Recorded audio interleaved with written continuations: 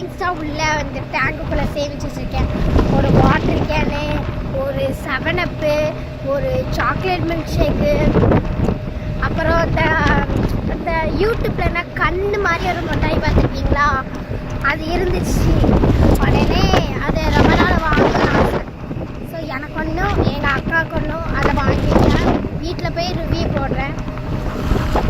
so வந்து இப்போ நானே எங்கள் அப்பா